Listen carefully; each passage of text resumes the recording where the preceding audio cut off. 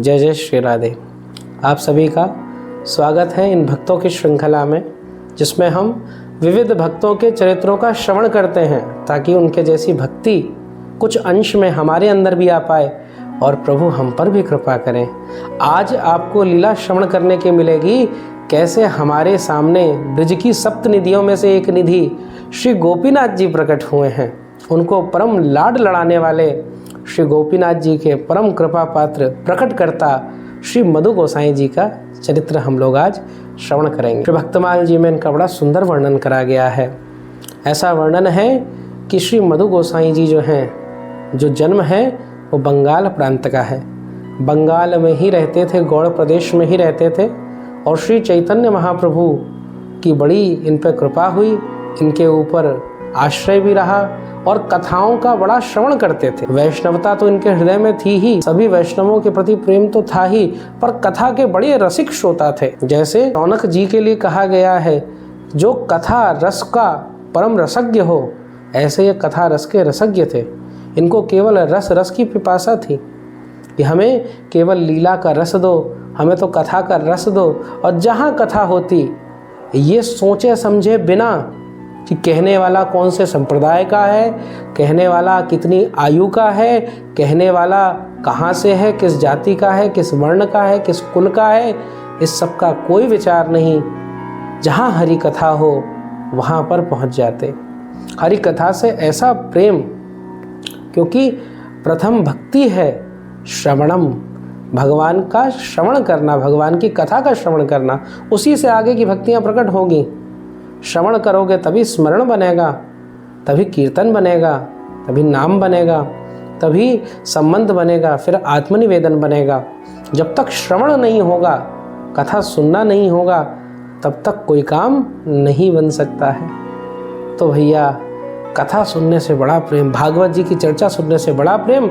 और एक दिन भागवत जी की अद्भुत चर्चा चल रही, कोई वृंदावन की रसरीति को जानने वाले रसिक संत बैठकर भागवत जी की सुंदर सुंदर चर्चाएं कर रहे हैं और बड़े सुंदर सुंदर भाव से श्री ठाकुर जी की महिमा को गा रहे हैं। और उनके मुख से सहसा एक श्लोक निकला कि वृंदावनम परित्यज्य पादेकम न गच्छति। श्री कृष्ण आनंद कंद ब्रजचंद श्री वृंदावन के बाहर एक पग भी बाहर नहीं धरते हैं। जैसे कानों में शब्द पड़े तो मन में संदेह भी उठा, ये क्या बात हुई। कथा के उपरांत आप उनके चरणों में प्रणाम करने गए, उनसे प्रश्न करा, प्रभु आपने कहा वृंदावनम परित्यज्य पादेकम न गच्छति, पर श्री कृष्ण तो द्वारिका भी गए, हस्तिनापुर भी गए। तब लीला उद्घाटन करा, बोले क्या कि ब्रज में कोई एक कृष्ण थोड़ी ना है, ब्रज में तो दो कृष्ण का आगमन हुआ। एक ऐश्वर्य प्रधान कृष्ण है, हाँ, जिनका नाम वासुदेव हो गया, जो मथुरा भी गए और आगे द्वारिका लीलाओं में भी रहे। और एक माधुर्य प्रधान है, वो कौन हुए? वो अपने बिहारी हो गए, ब्रज में प्रकटे बिहारी, श्री वृंदावन बिहारी श्री कृष्ण। इसीलिए वो तो कभी छोड़ के गए ही नहीं हैं। और प्रमाण देखना है तो गोपी उद्धव संवाद देखो। उद्धव जब पहुंचा है गोपियों के पास में, तो क्या देखकर उसके ज्ञान की गूदड़ी बन गई। ऊधो सूधो रह गयो सुन गोपिन के बोल, ज्ञान बजाई डुबडुबी प्रेम बजायो ढोली। ये कैसे हुआ? जब उन्होंने दर्शन करा श्री कृष्ण यहाँ पे प्रत्यक्ष हैं। ऐसा नहीं कोई स्वरूप, कोई भ्रम, कोई माया हो, नहीं, प्रत्यक्ष प्रभु का दर्शन करा। तब जाके उन्होंने कहा, नहीं, मैं इस लीला को नहीं समझ पाया। तो ऐसे श्री कृष्ण ब्रज को छोड़ के कहीं नहीं जाते। और जब प्रभु ने अपनी लीला स्मरण करी है, एक अंश से भागवत जी में और एक अंश से श्री वृंदावन बिहारी श्री ब्रज बिहारी होकर आप आज भी विराज रहे हैं। इसीलिए प्रभु तो वृंदावन में ही रहते हैं, श्री ब्रज में रहते हैं, ब्रज के बाहर नहीं जाते। अच्छा, कोई कहे ब्रज के बाहर नहीं जाते तो द्वारिकाधीश क्या कृष्ण नहीं है? जहाँ श्री कृष्ण जाते हैं वहाँ ब्रज भी पहुँच जाता है। ये आनंद की बात है भैया। द्वारिकाधीश भी श्री कृष्ण हैं, पर द्वारिकाधीश के संग समस्त ब्रज भी वहाँ पे है। गोपियों का भी भाव है, कथाएं हैं, तो ऐसा भाव समझना चाहिए।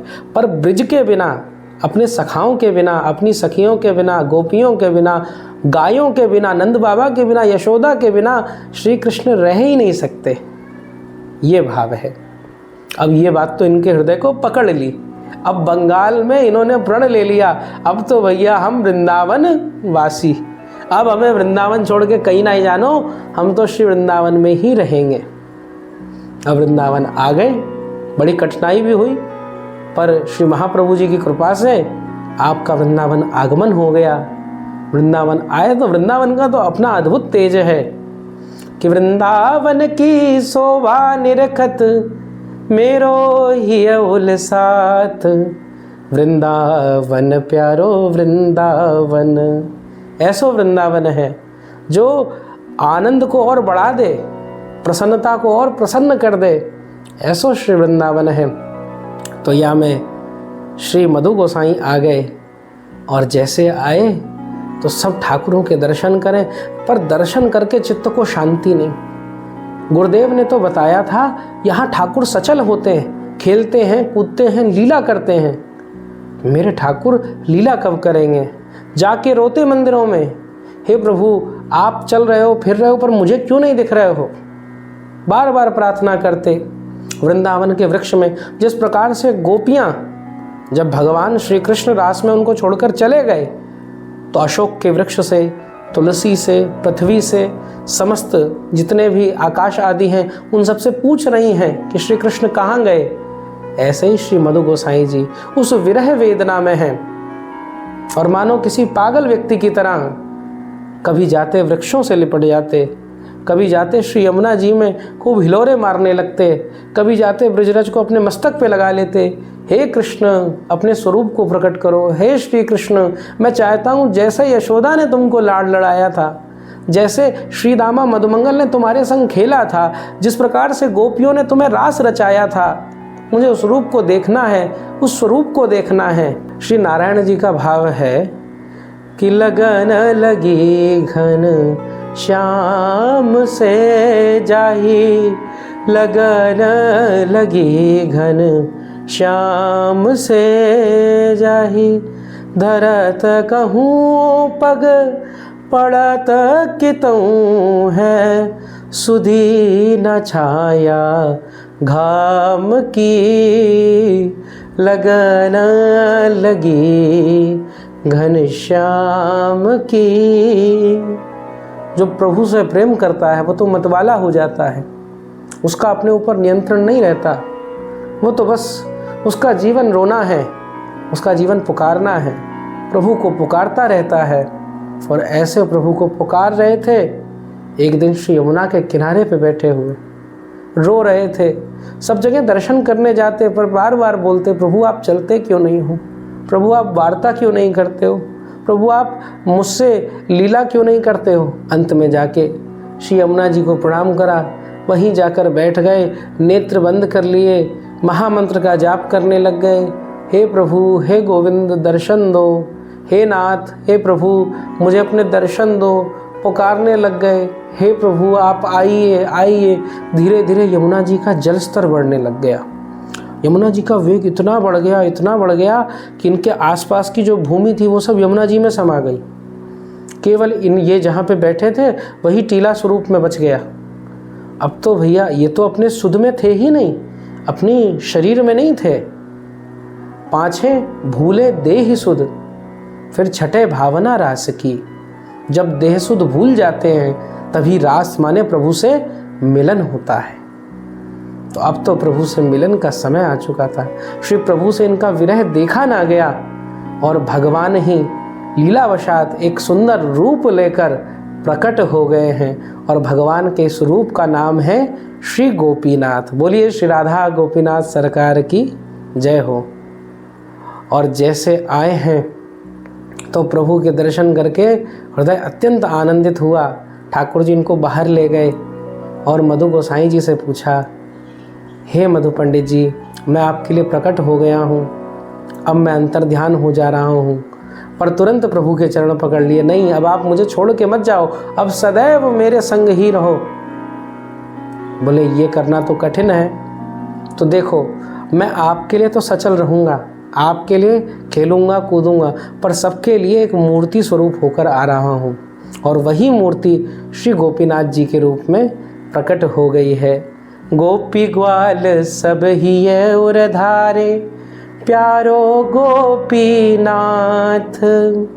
मधु पंडित जिन कंठ लगायो, मधु पंडित जिन गोद खिलायो, है रही जय जयकार, वृंदावन प्यारो वृंदावन। ऐसी कृपा हुई और इस ब्रिज को श्री गोपीनाथ प्रभु जी की, गोपीनाथ ठाकुर की प्राप्ति हो गई। और आगे जाके म्लेच्छों का बहुत ज़्यादा आतंक हुआ। श्री मधु गोसाई जी तो यहीं पे लाड लड़ाते, पर उनके जो सेवा परंपरा में हुए वो लोग इनको जयपुर लेकर गए। और आज श्री गोपीनाथ जी का जो स्वरूप है जयपुर में ही विराजमान है और वहीं पे सुंदर लीला कर रहा है। अब एक बड़ी सुंदर लीला इनके संग हुई। एक बार कई अंग्रेज लोग थे, उनको किसी ने बताया ये जो हिंदू देवी देवताओं का पूजन करते हैं, प्रभु का पूजन करते हैं, ये मूर्ति नहीं है, ये साक्षात प्रभु हैं। अब इसकी परीक्षा लेने के लिए वो अंग्रेज एक विशेष प्रकार की घड़ी लेके आया। बोले अगर साक्षात प्रभु हैं, हमारी तरह ही हैं, मूर्ति नहीं है, तो ये जो घड़ी है ये नब्ज़ से चलती है, पल्स से चलती है। तो अगर नब्ज़ मिल गई तो ये घड़ी चलेगी, नहीं मिली तो नहीं चलेगी। बहुत से मंदिरों में गया और कहीं ऐसा ना हुआ, कहीं वो घड़ी चली नहीं। और किसी ने बताया श्री गोपीनाथ जी के पास जाओ, अरे वो तो सचल ठाकुर हैं, खेलते हैं, कूदते हैं, लीला करते हैं, भक्तों के यहाँ जाते हैं, माखन चुराते हैं, गोपी ग्वालों के संग खेलते हैं। तो वो अंग्रेज पहुँचा श्री राधा गोपीनाथ जी के मंदिर में। अब अंग्रेजी शासन था, इस बात का पता लगाने के लिए कि देखें इनकी बात की क्या सत्यता है कि नहीं है, ये ऐसे ही मूर्ख बना रहे हैं, ठग रहे हैं। और उस अंग्रेज ने वो जो घड़ी थी, उस घड़ी को श्री गोपीनाथ प्रभु जी, श्री गोपीनाथ ठाकुर जी के हाथ पे बांधा। और जैसे वो घड़ी बांधी पल्स वाली, आज भी श्री गोपीनाथ जी उस घड़ी को पहनते हैं, उस घड़ी को बांधा तो वो घड़ी चालू हो गई। मतलब जिस प्रकार से हमारी नब्ज़ होती है, पल्स होती है, वैसे श्री गोपीनाथ प्रभु जी की वहाँ पे नब्ज़ पल्स उसको अनुभव हुई। अब तो वो बड़ा अचंभित हो गया, बोले ये कैसे हो सकता है। घड़ी उतारी, जांची परखी, कोई कमी ना मिली, और भी जांच कराई, परंतु कोई इसका हल ना मिला, ये कैसे हुआ।